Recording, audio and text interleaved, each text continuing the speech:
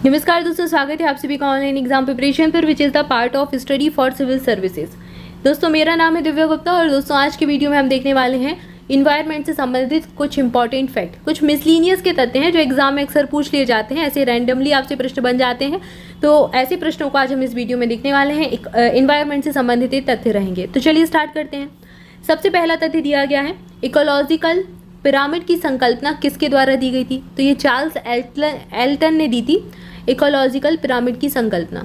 आहार श्रृंखला जितनी छोटी होगी उपलब्ध ऊर्जा उतनी ही होगी। तो ऐसा कैसा है? तो आहार श्रृंखला जितनी छोटी होगी उपलब्ध ऊर्जा उतनी ही अधिक होगी। कैसी होगी? ज़्यादा होगी। तो ये चीज़ याद रखें। ये ऐसे ही प्रश्न एग्जाम में पूछ लिए जाते हैं, तो इनको बस याद कर लेना है। प्रकाश संश्लेषण सर्वाधिक होता है कहाँ पर? 30 डिग्री सेल्सियस पर सबसे ज़्यादा होता है। भारत में मैंग्रोव वन, जिनको ज्वारीय वन भी कह दिया जाता है, सदापर्णी वन और पर्णपाती वन, तीनों का संयोजन कहाँ पर देखने को मिलता है? ऐसा कौन सा क्षेत्र है जहाँ पर मैंग्रोव वन भी मिलते हैं, सदापर्णी वन भी मिलते हैं और पर्णपाती वन भी देखने को मिल जाते हैं? तो भारत में क्षेत्र है अंडमान और निकोबार द्वीप समूह। भारत का केंद्र शासित प्रदेश है, यूनियन टेरिटरी है, और यहाँ पर आपको तीनों ही प्रकार के वन देखने को मिल जाएंगे, यानी कि तीनों ही प्रकार के वृक्षों का आपको एक प्रकार से संयोजन देखने को मिल जाएगा। भारत में कुल वनों का सर्वाधिक विस्तार कहाँ पर है? तो उष्णकटिबंधीय शुष्क पर्णपाती वन सबसे ज़्यादा है भारत में। ये प्रश्न तो बहुत बार एग्जाम में पूछा गया, अलग अलग एग्जाम में, कि भारत में सबसे ज़्यादा किस प्रकार के वन पाए जाते हैं? तो सबसे ज़्यादा भारत में उष्णकटिबंधीय शुष्क पर्णपाती वन मिलते हैं। भारत में कुल वनों का सर्वाधिक विस्तार कौन सा है? उष्णकटिबंधीय शुष्क पर्णपाती वनों का। ये चीज़ याद रखनी है, बहुत इंपॉर्टेंट प्रश्न है। अगला है, कृषि विस्तार की तीव्र गति को देखते हुए घास के क्षेत्र बायोम को कहा जाता है? क्या कहते हैं? भविष्य का भंडार कहते हैं। जलीय सतह पर फैले तेल को क्या कहते हैं? ऑयल सिल्क कहा जाता है। ऐसा तेल जो जलीय सतह पर फैला होता है उसको क्या कहते हैं? ऑयल सिल्क कहते हैं। भारतीय वनस्पतियों के लिए रेड डाटा बुक प्रकाशित किया जाता है। तो बॉटनिकल सर्वे ऑफ इंडिया भारतीय वनस्पतियों के लिए रेड डाटा बुक प्रकाशित करता है। इसके बाद अगला कथन दिया गया है, तृतीय राष्ट्रीय वन्यजीव कार्य योजना की अवधि कब से कब तक है? तो ये 2017 से 2031 तक है। राष्ट्रीय वन्यजीव कार्य योजना को पहली बार जारी किया गया था। कब जारी किया गया था? 1982 में, 1982 में। अगला प्रश्न दिया गया है, इंदिरा गांधी वन्यजीव अभ्यारण्य, इंदिरा गांधी वन्य अभ्यारण्य और राष्ट्रीय उद्यान को जाना जाता है, इसको क्या कहते हैं? टॉप स्लिप के नाम से जाना जाता है। नीलगिरी बायोस्फीयर रिजर्व में 2 राष्ट्रीय उद्यान आते हैं।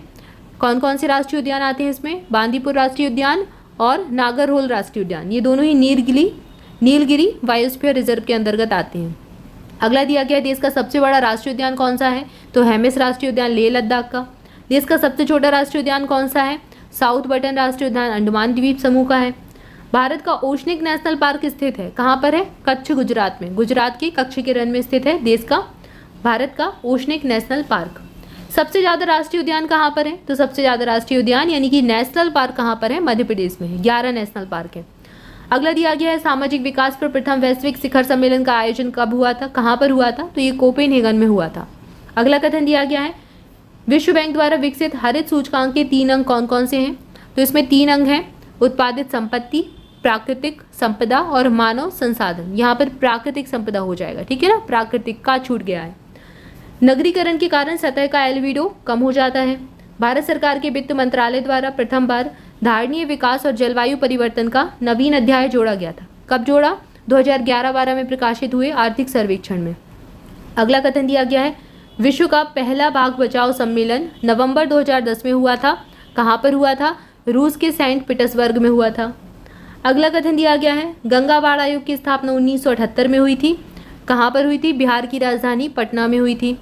अगला कथन दिया गया है, राष्ट्रीय जल विकास एजेंसी की स्थापना कब हुई? 1980 में हुई, दिल्ली में।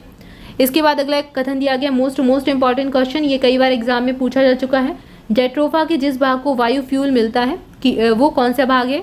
तो बीजों से मिलता है। और ये आपसे एग्जाम में ये भी पूछ चुके हैं, निम्नलिखित दी गई वनस्पतियों में से किसका यूज़ वायु फ्यूल के रूप में करते हैं? तो जेट्रोफा का यूज़ कर सकते हैं, ठीक है। तो दोनों चीज़ें याद रखनी है आपको। जैसे ये प्रश्न दिया गया है तो इससे भी प्रश्न बन सकता है, जैसे यहाँ पर ये 2010 है, डेट से पूछ लेंगे, कुछ भी पूछ सकते हैं। एंडोसल्फान एक क्या है? एक कीटनाशी है। चमगादड़ को कहते हैं, चमगादड़ को प्रकृति का रडार कहा जाता है, ठीक है। यहाँ प्राकृति नहीं प्रकृति हो जाएगा, प्रकृति, नेचर का रडार कहा जाता है, रडार। इसके बाद यही सारी चीज़ें आपको अंग्रेजी में दी गई हैं, ये सारा अंग्रेजी में भी आपको मिल जाएगा, तो आप देख सकते हैं। इंग्लिश वाले, अंग्रेजी माध्यम वाले, इंग्लिश में दिया गया है सारे क्वेश्चंस। तो उसको देख लीजिएगा। आई होप आपको सारी जानकारी अच्छी लगी होगी। वीडियो को जल्दी से लाइक कर दें, चैनल को सब्सक्राइब नहीं किया तो सब्सक्राइब भी कर दें और दोस्तों के साथ शेयर करें।